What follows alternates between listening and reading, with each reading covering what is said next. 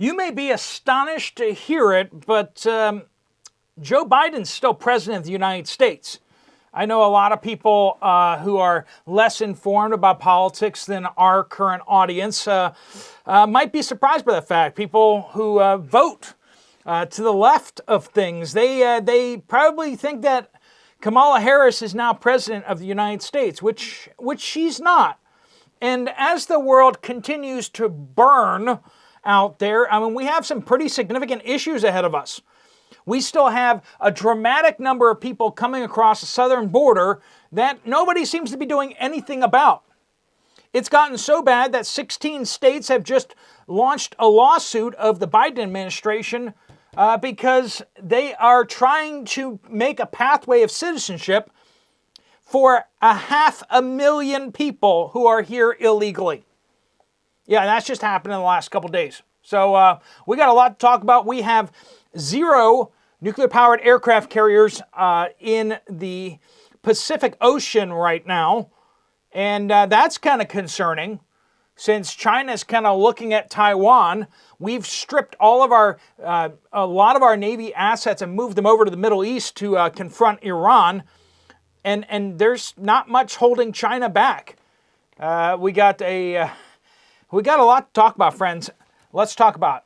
Welcome to the Poplar Report. I'm Steve Poplar. I'm an accountant by trade, and we cover the hard-hitting news items out there that nobody else is talking about.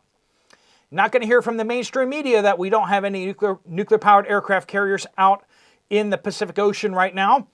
And where can we get them from? All right, so China's looking across the ocean and not really seeing all that much to stop them from taking Taiwan. Just reaching out and grabbing it. Now, while some people will say that basically the best times for an amphibious assault on Taiwan are April and October, it's a relatively calm ocean. So, I mean, it's rare that they cannot get most ships across the Taiwanese Strait to the coast. And honestly, the weather is really not their biggest problem. I shot a bunch of videos over in Taiwan showing and demonstrating a lot of this stuff. But basically, the Penghu Islands are China's problem. The Penghu Islands are a fortress set of little islands off the coast of Taiwan that basically are floating aircraft carriers. They're missile bases. And China has to deal with those islands. If China doesn't deal with the missiles that are on those islands, they cannot do an amphibious landing because those islands can just rip any kind of invasion force to shreds. Now, I've said this before. I believe that China will, when necessary, drop a nuke right on those islands. It's the easiest, most straightforward way of silencing those islands. Either that or trying to use commandos to try to take over the bases and take over the missile sites. One way or another, they need to silence those islands. The other way that they need to do this is they need to just get their ships past everything. And I did a couple of very in-depth videos while I was in Taiwan showing you that at any given time, 10 to 15 massive cargo ships are in port at ports across Taiwan that were just in China. And they don't get inspected before they pull up to the ports. They get pushed in by the tugboats without anyone checking the ships to see if they're full of Chinese soldiers, which I think is a massive security breach. At any given time, 10 to 15 massive cargo ships, some that could hold 10,000 plus soldiers, literally got loaded up in China and came straight across the strait and stopped in Taiwan. Now, a lot of these ships are on a circuit, right? I mean, they pull into China, go to a couple Chinese ports, get some cargo put on, taken off, and then they come over to Taiwan.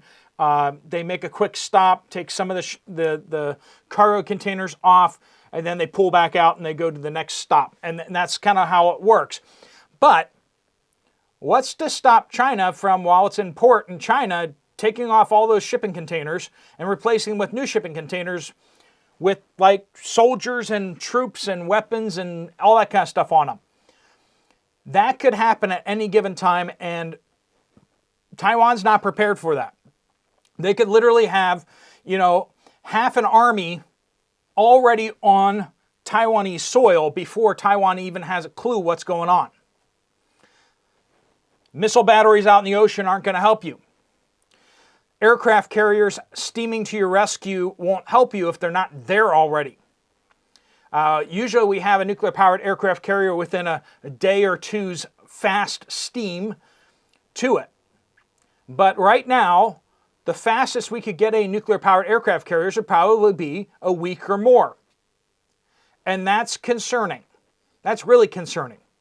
We have several carriers across the East Coast. We got the Carlson, was at RIMPAC off Hawaii, but it looks like it's back against the coast again, against San Diego. I think that they're still doing training and kind of refurbishing and stuff. George Washington is just coming out of a 6-year overhaul. It was supposed to take significantly less than 6 years. Basically, that's how long it takes to refuel, and it costs $2.8 billion to refuel the George Washington. Money that, couldn't have any possible use here in the United States. And then the Ronald Reagan is now based up in Washington. Now, George Washington and Ronald Reagan, they actually swapped their air crews. They did a whole swap, as it's called. Ronald Reagan has been forward deployed to Japan for the last bunch of years, and George Washington is going to now go get forward deployed to Japan. That's usually our best coverage of Taiwan, but the fact is that Ronald Reagan is up in Washington in port, and the George Washington is in port in San Diego, so neither one of them is forward deployed, and of course all the crew and logistics are crossed right now. If I were China looking at an opportune moment, this is an opportune moment. Right now, we only have in the Western Pacific the LHD Boxer, the LCC Blue Ridge, but the Blue Ridge is more of an amphibious command ship. It has a helicopter pad. It can launch helicopters, but it's not really, it doesn't have like F-35s and stuff like that. And then the LHA America. So the America and the Boxer basically can launch F-35s, can launch some fighter jets and helicopters and such, but they're not quite a nuclear-powered carrier. And between the two of them, could they really do that much against a major invasion? We've stripped all of a lot of our naval resources from the Western Pacific. And I guess the biggest question is who's really in control of the military? I mean, we just had a Commerce Secretary come out and say, the Bureau of Labor Statistics, what is that? I'm not familiar with that, even though that's in her department. The Secretary of Defense is focusing more on diversity than on any kind of actual combat experience overseas. We're not trying to actually build a military. Our military is extremely weak right now because we don't have enough recruits. We keep falling short of our recruiting goals because nobody wants to fight in foreign wars anymore for, patriotic reasons. I mean, people are like, well, I'll defend America, but I don't want to defend Iraq against Iraqis and defend Afghanistan against Afghanis. That doesn't make any sense to most people nowadays. So we have all that happening, and the Biden administration is just hiding. I mean, Joe Biden was brought out for the convention. He was given a midnight time slot. I mean, if you are trying to slap a president in the face, that's basically what you do. They weren't sure what he was going to say or what kind of drugs he was going to be on, so they just kind of gave him a slot when everyone would be asleep. It was a big, he was insulted. His team was insulted, and we see that out there. And we have this major thing going on down at the border. 16 states have now sued the Biden administration against his new policy, parole in place. Yes, it's another stupid policy that's basically designed to open up a pathway to citizenship for 500,000 illegal aliens inside the United States.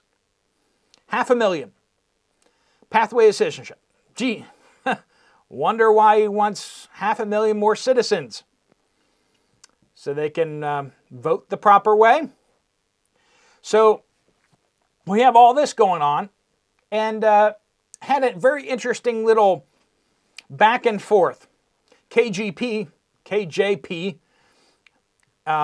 when you have too many names in your name, you just get initials. So KJP, the press secretary of the White House, decided to have a press briefing.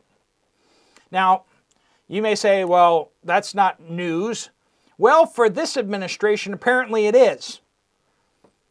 So she had a press briefing, and Peter Doocy was there, and she doesn't like Peter Doocy very much, right? So she's like, gets all snarky and says, I haven't seen you in a while. Almost like, I wish it was longer, right? And he says back to her, well, you guys haven't had a press briefing since since Biden dropped out of the race. That was over a month ago, friends. No press briefings in over a month. President Biden drops out of the race and just literally goes radio silent. Radio silent. They used to do daily press briefings, but for the past month, they haven't felt the need to do a press briefing. They went like atomic on Donald Trump for canceling the press briefings because they got so contentious for a time. For a time, President Trump was like, nope, you guys have abused this enough. You just come in here and you're just basically beating up my press secretary. So they just kind of stopped. Now they eventually relaunched them again. Kayleigh McEnany did a fantastic job. Before that, current governor of Arkansas, right, did a fantastic job. Sarah Huckabee, right? So we got press briefings that are normal.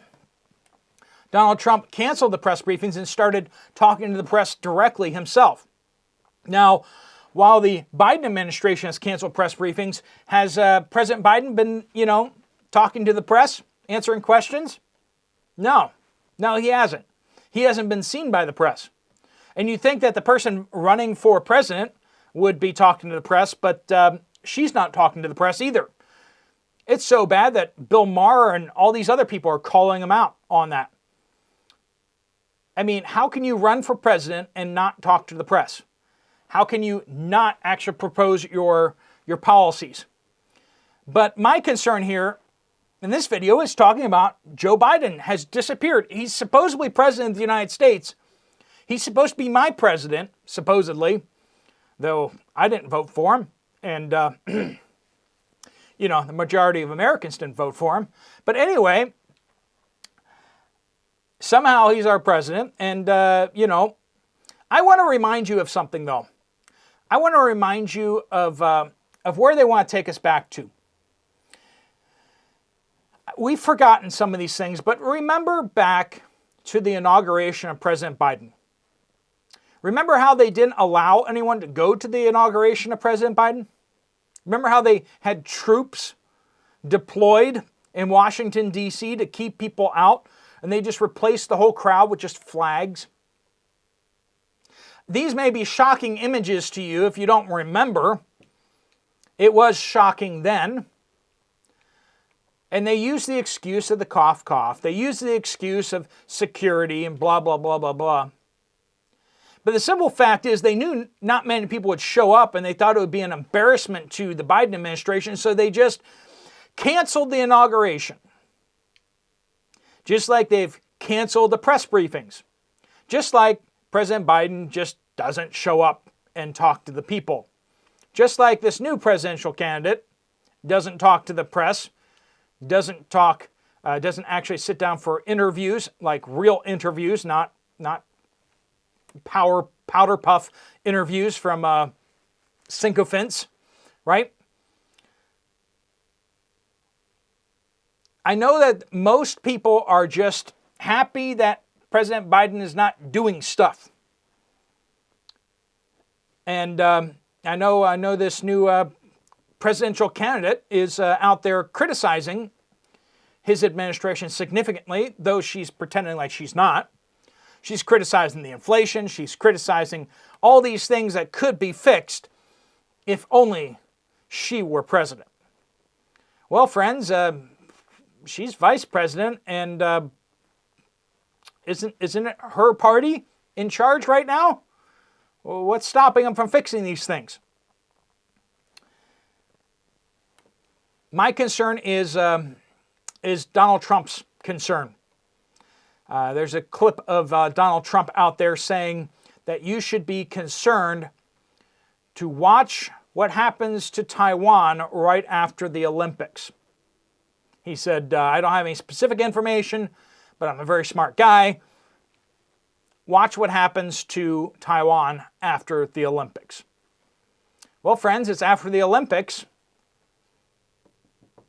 and we should be concerned because unless China knows for sure that Donald Trump's going to lose, when they try to take Taiwan, who do you think they want to be the president of the United States? Joe Biden or Donald Trump? Which do you think they'd prefer? And if they want President Biden, which I think most of us would agree is probably the case, they know they only got a few months left. Kamala Harris will at least be awake most of the day, unlike the current guy. So, I mean, even that's probably going to be worse for, they're both bought and paid for. Kamala and Biden are both, owned. So there is that concern for all of us. So it might not make a big difference for them. But they have to realize that there's a decent possibility that President Trump will be in office. So you better believe that they're going to be moving forward with their plans. And I'm telling you, if you think they're all just going to line up like the British soldiers of old, shoulder to shoulder, and march across the strait where everyone can see them, and that's not how they're going to do it. They're going to do a sneak attack. They're going to do a sneak attack when nobody sees it coming. And if Ukraine could take several brigades across the border into Russia without anybody knowing it's about to happen, I bet you China can figure something out. And with 10 to 15 cargo ships, and these are behemoth, these are massive cargo ships. We're talking about cargo ships the size of a city. Some of these cargo ships have 20,000 containers on them. If you just fit 5 soldiers in each one of those containers, 5 soldiers in a container, that's doable, right? Not to talk about the rest of the ship. 5 soldiers per container, 20,000 containers. Do the math. That's 100,000 soldiers on the ground in Taiwan before anybody knows what's going on. They just come swarming off the ship. And everybody's there, who are these guys?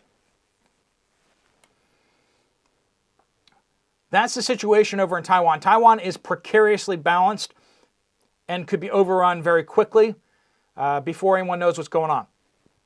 And the President of the United States, don't try waking him up past 8 p.m. I mean, somehow they got him out there for a midnight speech. They got him all hopped up on stuff, energy drinks and stuff that's stronger they borrowed from his son. But mark my words, we are in a very precarious, dangerous situation where we are being run by who knows who. But it's certainly not the guy we think it is, or that people think it is, because he's not really capable of commanding himself out of a paper bag right now. All right, friends, thanks so much for watching. If you want to check out another video from this channel, there's one right up here. I'll see you over there, or I'll see you guys later. Steve Poplar of the Poplar Report, out.